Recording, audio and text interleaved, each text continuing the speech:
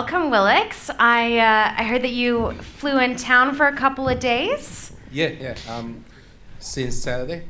Awesome. Caught up with a few guys and freelancers, so it's been fun. Good. Well, we're really happy to have you back, Thank and you. I'm sure everyone here appreciates getting to learn from you. So, for those of you who don't know, Willix Halim actually used to work at freelancer.com, which is where we are right now in this office. So I thought maybe we could just start by chatting a little bit. Maybe you could tell us what was your role here and what did you do? So I was with the company for 5 years. I was the SVP of Growth at Freelancer. I guess at Freelancer, I think this is the way it is still, where everything is very growth driven. So as a result, a lot of the functions do report to growth. And yeah, so the goal of the company is very simple: grow on metrics, grow on revenue, and grow on metrics and North Star metrics that we deem important. So I started when the company was only like 10 people. I believe now you guys have 450. I decided to move back to Indonesia about 9 months ago to essentially work on another project of mine, and that has had quite a bit of traction as well. So the name of the company is Bukalapak. Not sure if there are a lot of Indonesians here, but there you go. So the company is doing pretty well, in the sense that we have about 30 million monthly active users at the moment, about $200 million of sales every month processed, 300,000 daily orders, and I think we are probably on the top 10 visited websites in Indonesia. So doing quite okay. There are still a lot of challenges. Market is still very fragmented, and we're going up against a lot of competitors out there that probably have deeper pocket of cash than us. Yeah, awesome. And I know that you're doing some exciting things at Bukalapak, and we'll get there. Maybe you could just talk a little bit, because you were at the company so early, and now you're at a very large company. Maybe you could talk a little bit about the differences and what works well at the early stage versus the later stage. In Freelancer, or? Well, just in terms of size of company. You joined Freelancer when there's only 10 people, versus at the later stage. So obviously when the company was smaller, you have limited resources, right? So and as a result, you get to really pinpoint what you want to do. I remember during my first few years, we were very focused on funnel optimization, especially on award rate, and then that turned out to be quite alright. And a lot of the engineering resources were very focused on funnel optimization. I mean, fast forward 5 years, now you probably have a lot more engineers, right? And as a result, you get to work on more stuff. So the difference is only resources and how we go on and tackle each problems. At the time, we probably only had about 6 to 7 engineers, so we would choose every month on which part we want to focus on, but we don't really have a lot of resources to focus on many things like what Freelancer can do now. Yeah, for sure. So just before we jump into some of those kind of key metrics and what you're doing, I'd like to make sure that we're kind of all on the same page. So maybe you could just quickly kind of go over what the pirate metrics are. Sure. It's a concept that I apply as well at Bukalapak, which is the current company that I'm working for. AARR, so acquisition, activation, retention, revenue, referral. It's a good concept because it gets you.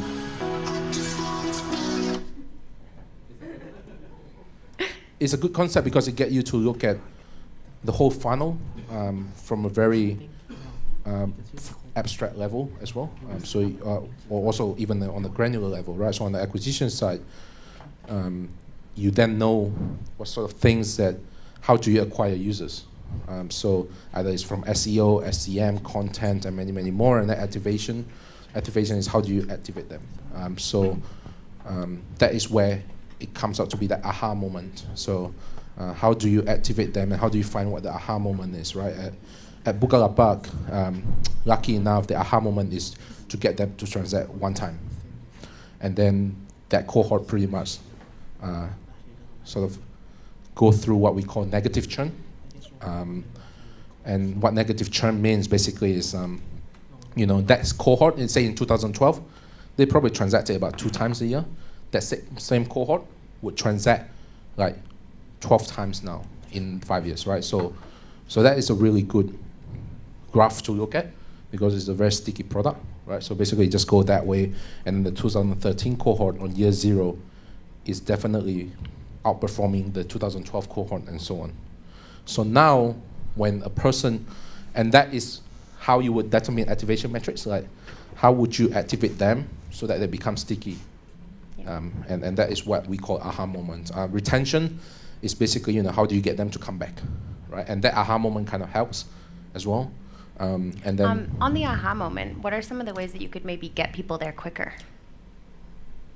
And get them to well, I like to look at it from a correlation perspective. So it's very easy for data scientists to find correlation, right? So A correlates with B, and then you then A/B test if that is in fact causation. So if A in fact causes B. So when we one of the things that we did, and one of the things that usually stay true is how fast it is for you to perform a single action item. So in Bukalapak, one of our key strengths is how fast it is for you to get your item after you pay, right? So usually if you manage to sort of shorten that time span, the lifetime value would increase. So we focus a lot on that. So in Bukalapak, if you order an item from Jakarta, by the way, Jakarta itself is 30 million people, so that's probably more than Australia combined, right? So there's so many things happening, and Jakarta itself is smaller than Sydney Metro. So things are very hectic in there, but we managed to sort of achieve what Amazon Prime will achieve here. So if you order from Jakarta, our average delivery now is about 1 hour, not holding any logistics capabilities at all. So we partner with a lot of companies, and that works really well. And then we find out that by doing that, our LTV increases by 3 times. So that's another activation that we think about, the aha moment that we talk about, right? So coming back to retention, how do you get them to come back? And then revenue, which is how do you make money? And referral, which is another thing that has worked pretty well for us as well. In the case that 10% of our users now, 10% of our new users now come from referral. Basically just a normal gift-get program. And it works pretty well with an ROI of 30. So that's something that we look at when we go on and try these new channels as well. So this app, this AA sort of gives you an overview of how a user arrives at your site and sort of finishes at your site and keep coming back and so on. Awesome, thank you. And what about your North Star metric? What is it at Bukalapak, and how did you get there, or how can you get there? So just before that, the North Star metrics is pretty much a metric that you will look at as a company as a whole, right? So you know that the direction of the company just by looking at that one North Star metrics. So Airbnb North Star metric would be something like number of nights booked. Our North Star metrics is transaction value, so GMV, gross merchant volume, and that is a good North Star metric to look at because it usually correlates with revenue and everything else. Awesome, and obviously you know the data super well. You knew it very well when you were at Freelancer, and I'm assuming you know it very well at Bukalapak. How is that how does that help you do your job better? Why is that so important? Because otherwise I'll just be playing with instincts, I guess. But having said that, data really helps me in terms of finding out what the next strategy looks like. So over the, and how would I leverage data to make sure that what the next 3 months of OKRs look like and so on. So it definitely plays a very important part in Bukalapak, and also definitely at Freelancer when I was here, where everything is data driven. So similar sort of concept at Freelancer and also at Bukalapak, where everything has to be A/B tested to our North Star metrics or to some metrics that we think are success metrics, and that helps a lot. And not just that, correlations, like things like, for example, trying to optimize the speed of an item to get delivered to you as fast as possible, right? We didn't just come up with that. We find there's a huge correlation in between that and LTV historically. And that's why we started looking at incentivizing people to basically ship, to merchants to ship the items faster, because those are the place where we could optimize them. And we are a lot faster than our competitors to do that. So that's why our speed of delivery is 20% faster than our competitors. And that's how we win in terms of that. So our competitor would then spend about 6 times in marketing than us in 1x. But because our conversion rate is a lot better, we achieve the same sort of goal, right? We're just more efficient in using the money than them. Yeah, for sure. So you talk a bit about marketing and customer acquisition, and it doesn't escape me that Freelancer is a marketplace, but Bukalapak is also a marketplace, although two very different marketplaces. Maybe you could talk a bit about, is customer acquisition different between the two? How does that work for you now? Yeah, it is definitely very different from, I guess, if you look at the market, Bukalapak is a very local marketplace, right? So you can use a lot of channels that Freelancer probably can't. Yeah. So one thing that works very well for us is TV advertising. Mainly because there's still so many people watching TV, right? And the best thing about it is actually our investor is the owner of the 2 largest TV stations. So we get pretty good rate out of it as well. So our TV is pretty viral. And again, we didn't start that TV until like a year before, right? And that TV has worked pretty well for us. And we measure Google Trend pretty well on that. And how we handle TV is also quite different. A lot of TVs in Indonesia is like, or maybe in Australia as well, is mainly revolve around brand recall, right? So you go on and you look at some product advertisements. But we do the TV, we structure it in quite differently. So we usually have subsidies, have vouchers, so that we know how to measure the ROI. Mm-hmm. And on top of that, when we have a marketing spending on TV, we usually focus on festive moments when transactions will increase according to us. So on holiday moments like Ramadan, which is an Islam Muslim holiday, and also on Chinese New Year and so on. And the way we do that, then we will throw so much on that TV, like on that week, that people would get sick of us, right? But it actually helped, but the ROI is so much better over that period. So how you would look at that is that TV advertising, for most people, they will look at it, they will spend over the next 12 months, and then you see Google Trends sort of increase that way. Ours is a bit different. Ours would be like, because we throw so much on that, you will see Google Trend go up and then it would down. But the reality is when it went down, it didn't go down to where it was before.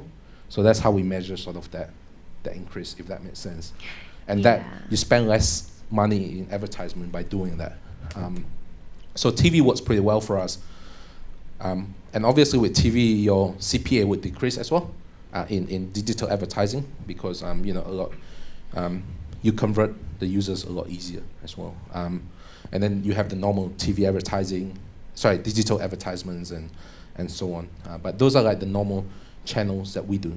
Now, there is a new acquisition channel that we just did that have recently taken off quite well as well, which is what we call agents.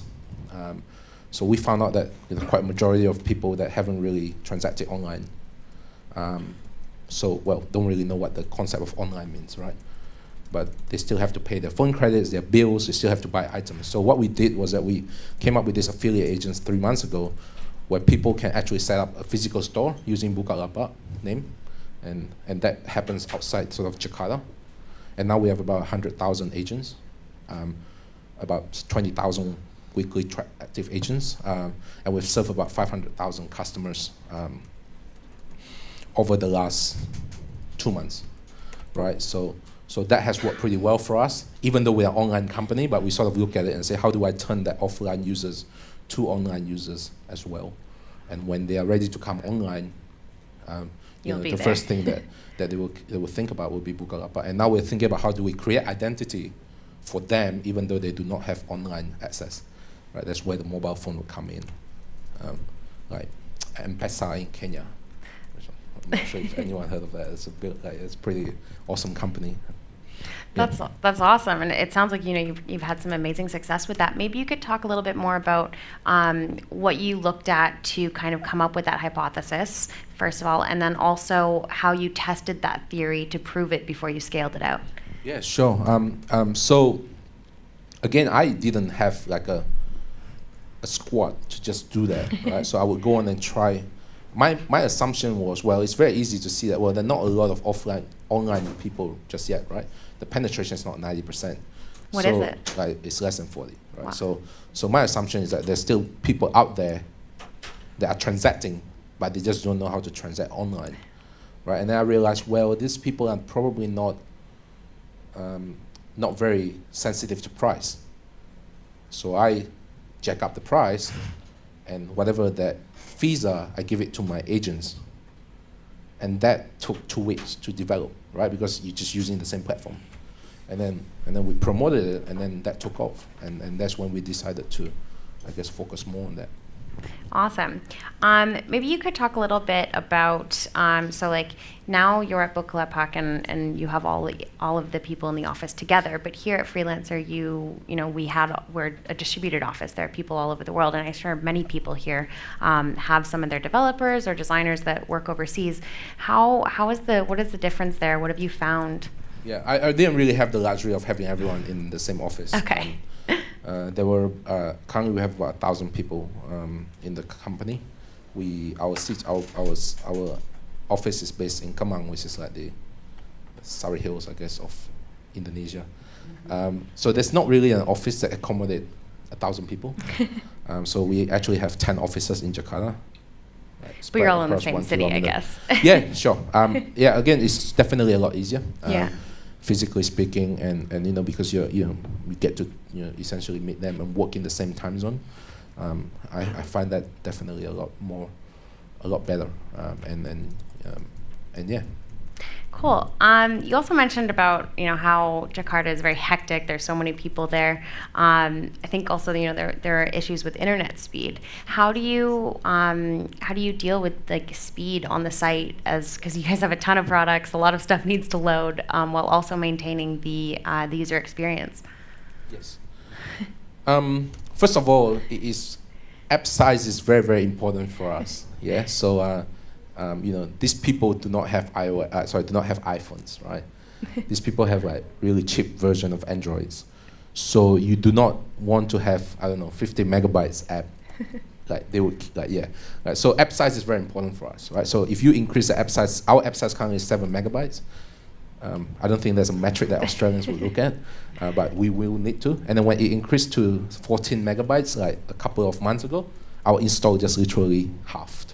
Wow. So, and we found out about it, and then we released it back as a 7 megabyte version. We worked, over the nights to make sure that happened, and our install went back up again, right? So app size is very, very important.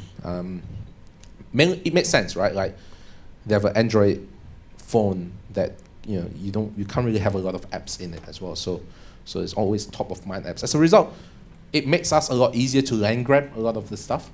So. Just to give you an idea, Bukalapak is actually not just an e-commerce marketplace right now.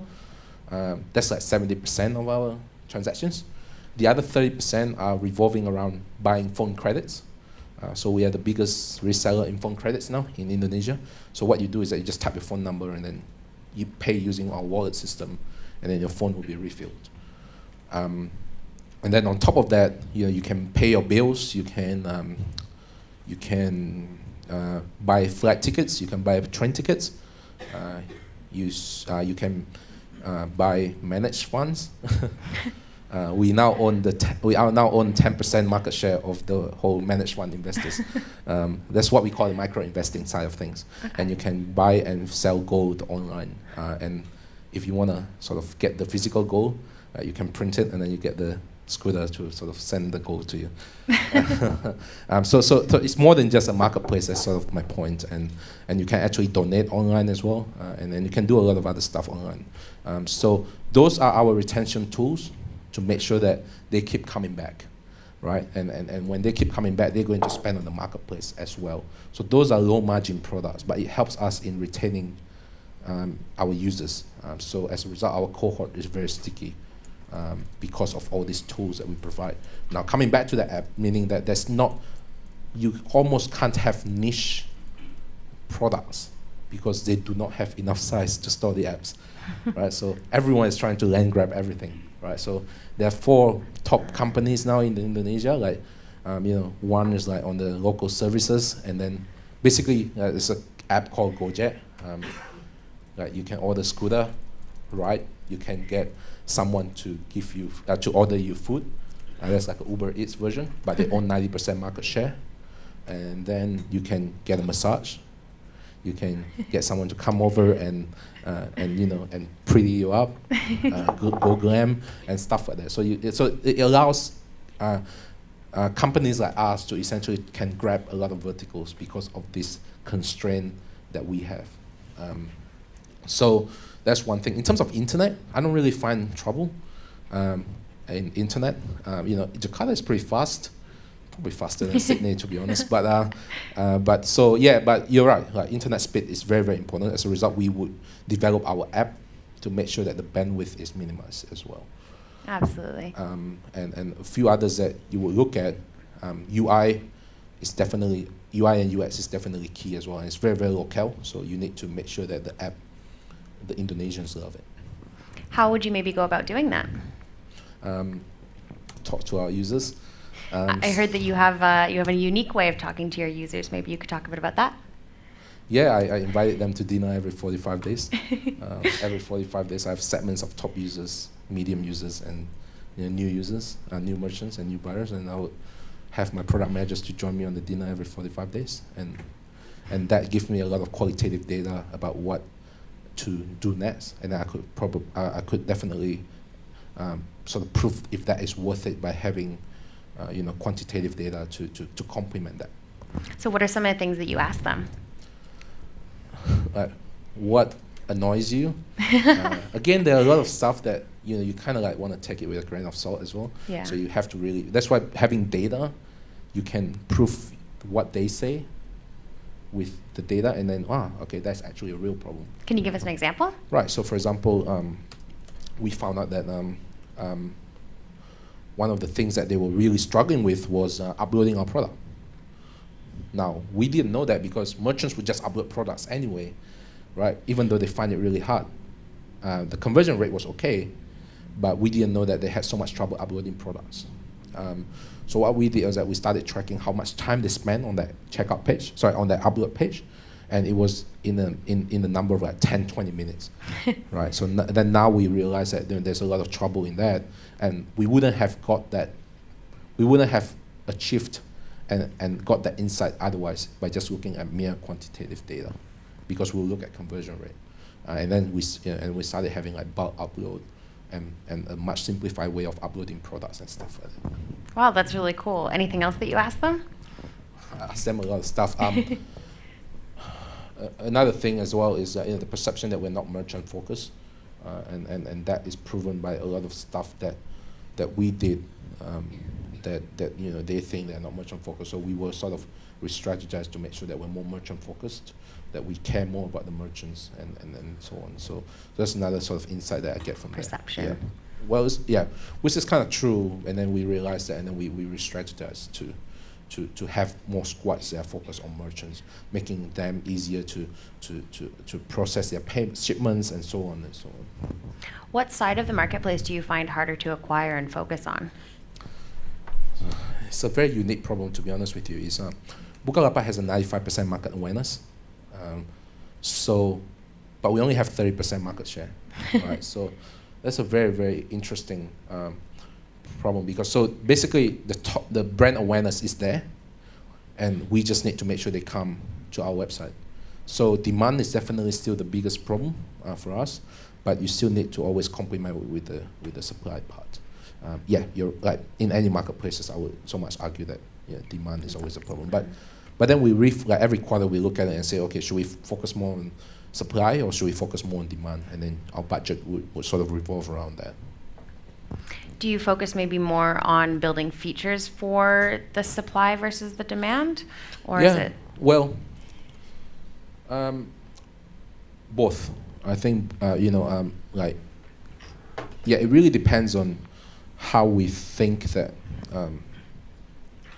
It really depends on the quarter on which we want to focus on as well. So if we think that the supply is the problem, then we will focus the squads more on the supply rather than the demands. Both acquisition and features. Yes, Okay. well, mostly on features. Okay. There is a squad on acquisition. Yeah. But again, we have been focusing on features for the last 9 months. It works very, very well. Now we're focusing more on new users. So our retaining users have gone through the roof, but our new users could use a lot more improvements.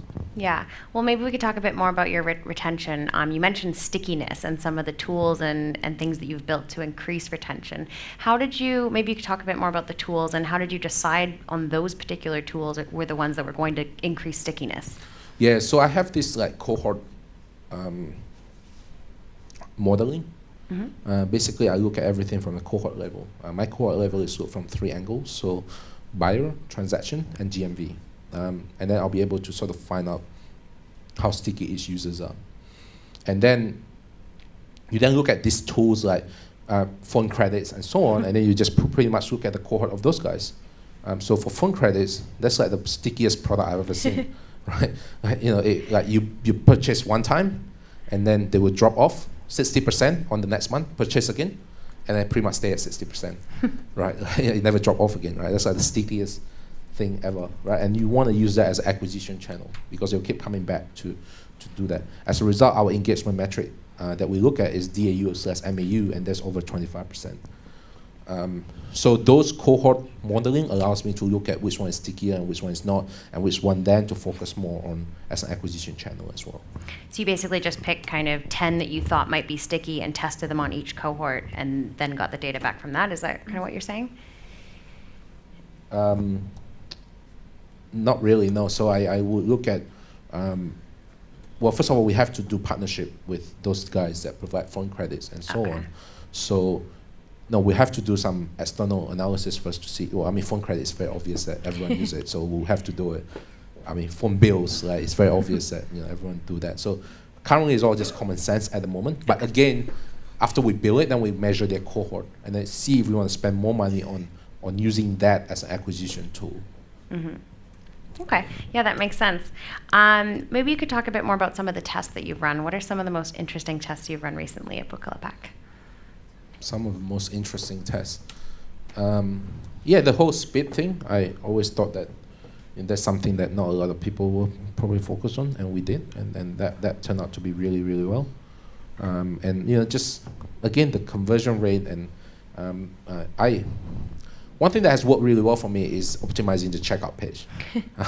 And I have a team that just literally optimizes the checkout page. And that works pretty well. So for the last 3 months, we've increased the conversion from 40 to 55%. So it's a 30% uplift in GMV just by that team. Wow. So that works pretty well. Maybe you could talk a bit more about that. Like, what does that actually involve? What do you look at? How do you test Right, things? it's just a principle of like, it's a lot easier to get someone to spend $110 from $100 than to spend $10 from $0, if you know what I mean. So basically using that discipline, you then cross-sell a lot of stuff. We do a lot of micro-investing stuff as well to make sure that it's cross-sell. Right? So whenever you want to buy an item, we then cross-sell you to buy a few more items, right? And that works pretty well as well. Is that all you've done on the checkout page? Just upselling, or like? No, there are more than that. Like making it prettier and having less information in the checkout page and stuff like that, and having like retargeting, so retarget them with a really, really cool ads to make sure they come back, and a few others, giving them very, very little in subsidies, like 1 cent, could even increase their improvement in pay rate. Like a discount of 1 cent. Yeah, sometimes it works. It increases pay rate by 2-3% sometimes. Wow. Okay. What kind of channels are you seeing that are working really well in terms of retargeting and new customers as well? You don't really have a lot of channels in retargeting. I mean, Facebook works really well for us. I think that's pretty much it. Google, you have GDN and Google Shopping and those things. It works okay, but we found out that, but you can't do a lot of stuff on that part. So FB, Facebook, as part of the funnel, we try to retarget you on every single different part of the funnel, and that works pretty well for us. So in terms of that, retargeting, I would probably say Facebook. Facebook's still the winner. Yeah, and you know, emails, right, and Yeah. a few others. I mean, our notification system works pretty well as well. Push notif, man. Push notification. Like, there's a huge engagement in there if you do it right. What's the balance between desktop versus app for you guys? Yeah, app is about 80%. Wow. But desktop is kind of like our testing tool. And just, you know, if you want A/B test stuff, you A/B test on desktop first before you A/B test on app. And then in terms of traffic, definitely mobile web. We have about 2 billion page views, I think, in traffic in desktop web and mobile web combined. And we use that as a conversion to app. So our app MAU is probably about 8 million now. So that works pretty well as an acquisition for our app installs. Do you ever find that when you test something on desktop and then run it on mobile, it doesn't actually convert or doesn't translate? That's why you need to A/B test it again in the app and see how it goes. App is such a big important thing for us that we don't really, we really have to be careful when we release our stuff out there, right? Because your GMV can just go down, your revenue will just go down by 10% if you release the wrong app, right? And the problem with app is, especially iOS, is that, you know, you need 2 weeks to go, and then it takes a lot to go on and get them to install and stuff like that. It's just so much trickier. But I know for a fact that whenever we build releases, we always build it in desktop web first, which is kind of a mindset that I want to change the guys into app first, like, sort of development. And then we know for a fact that whenever we build that in the app, the metric will increase by 5x. Right? So there's not really like a lot of growth strategy other than, okay, let's make sure that those are in the app. Why do you want to change that? Why do you think it's so important to build app first? Mainly because app accounts for 80% of our North Star metrics. Yeah. So I thought, everyone should really. Why it doesn't make sense for me to have a team to have 1 out of 15 teams that's focused on app only. Right? It just doesn't make sense to me because 80% are on app. So I should just disperse that. Yeah. What about some of the checkout optimizations that on the app side of things? If you're doing the tests on desktop, how does it work on the app side? The principle still works pretty similar. Okay. So basically try and get them to be like, just try not to get them to fill so many information. Less friction. Yeah, that's right. So the principle still works very much similar, except you just have to be more careful in testing. Mainly because if you screw it up, you can't go back.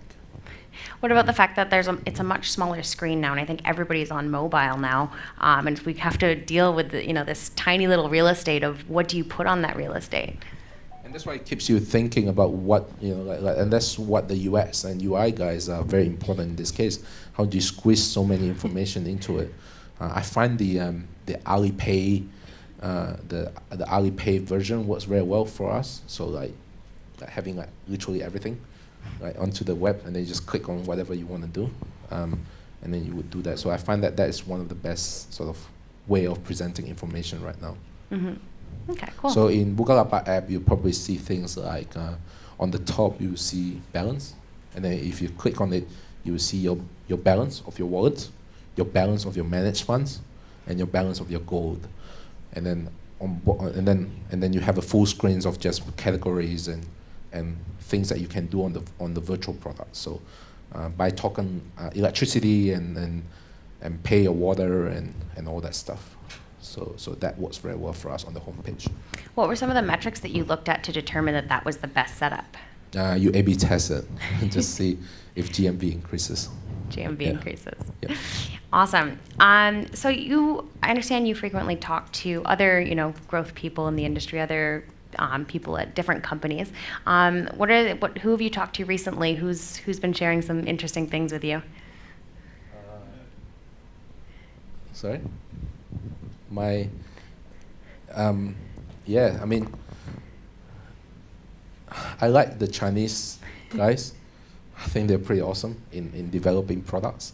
The like Taobao, Tmall, and a few others, and like the way they look at internet is just so awesome that I think Silicon Valley probably have to catch up to that, right? Like, I'm not sure if you guys are very familiar with WeChat and Alipay and those guys, right? Like they're literally conquering the world. Like if you if you want to look for doctors around you, you go to WeChat, and then you can essentially book a doctor through that WeChat app. Right? So those are like sort of where our inspirations come from, like as an Indonesian startups. Yeah. So it's no longer Silicon Valley, but it's more like the Chinese apps. So yeah, I do talk to a lot of them to make sure that I know what they focus on. Having said that, there are a lot of stuff that I do talk to people here as well. Like finder.com.au, for example, is pretty good in SEO. So I kind of like sort of learn from them on how to create that content marketing and stuff like that. You talked about WeChat. I only just recently got WeChat, and I was very surprised at how prolific it is, considering most of my friends and people that I know haven't even downloaded it. Do you think WeChat's taking over the world? What's their trajectory? I don't know. To be honest, I don't know. I think it's awesome. Right? Yeah. The fact that WeChat took over was because there were a lot of unbanked Chinese, right? And that share the same segment with Indonesian. There are a lot of unbanked Indonesians, right? As a result, there are like 5 companies right now that are trying to get into fintech by banking the unbanked, right? And we have our ways of doing it. Our competitors have their ways of doing it. And WeChat works because it was just so hard to get bank accounts. And then WeChat allows you to make sure that you can get that bank account easily. So if you go to if there are homeless people in China and they ask for money, you're not going to give them cash. They have their WeChat QR code, and you just like Really? Yeah, that's true. And then you go and literally that's how it works right now. To some extreme, I'm sure there are people who still ask cash, but that's how crazy the Chinese market is, and Indonesians are pretty much very similar to that segment. Like the QR code is taking off. Same with Paytm in India. It's sort of the same format. Paytm is now a $5 billion company. They sort of took off because the government deregulate sort of high currency notes in India, and that's very similar to sort of WePay as well, and Alipay style. So the common themes that we have is we have a lot of unbanked citizens, and since Australia mostly are banked, so I think WeChat is probably not going to take over Australia very soon. But it's just amazing that they're kind of like they have their own app store, right? So they have when the Chinese develops a startup, the first thing they think of is not to build an app in an app store or to build an app in an Android app store, right? The first thing is to build a mobile web, which what WeChat offers, into WeChat, right? That's like their growth channel. So that's something that is quite interesting. Would you guys build that into WeChat? No. You only start building that when you dominate, right? We have 30% market share. Our competitor, our top competitor, just raised $1 billion. We gotta keep focusing on getting, on just basically trying to dominate that market. And I think that focus is very important. So we always focus on just the marketplace right now.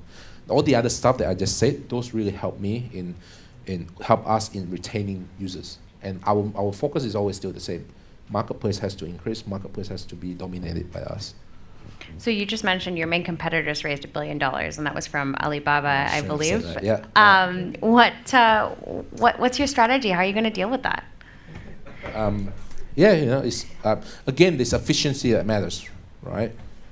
So, we think that we're 6 times more efficient than them. So so if you do the math, we don't need to raise $1 billion. We might need to raise, but we don't need to raise that much. Awesome. I had to ask. Look, what do you think is the next horizon for innovation and growth? How can startups keep up? In what sense? For growth, there's all these new innovations. How can startups keep up? You had Microsoft, and they couldn't move into the mobile era. What's next for startups? How can they keep up? Well, it's a hard one actually, because I'll sort of go back to the cliche answer, right? If they solve problem, they'll keep up. Although having said that, again, you just have to be innovative enough to keep up, to what the problems that are currently, in the world are, right? I mean, we're not, let's be frank, Bukalapak is not an innovative product, or wasn't, right? We copied eBay, and we thought that, like eBay would not survive in Indonesia, mainly because they're so focused on global, and we know that, and that's why we build a Bukalapak platform that really is very locale and very, very, very integrated with our logistic partners in Indonesia, and that's how we took off. eBay is now like not even in the top 20 e-commerce in Indonesia, right? So again, you know, I don't know, to be honest with you, but I think if it solves the problem, it's fine. In Indonesia, there are like maybe 4 or 5 top guys at the moment, one on transportation, 2 on e-commerce, and 1 on travels, right? And you know, and being local in Indonesia does help a lot. So I think I'm still yet to see startups in Indonesia that are very innovative. But if it works, if it creates money, if it creates revenue, just copy anyone, it's fine. I like it. All right, we'll wrap it up there, and we'll open it up for questions.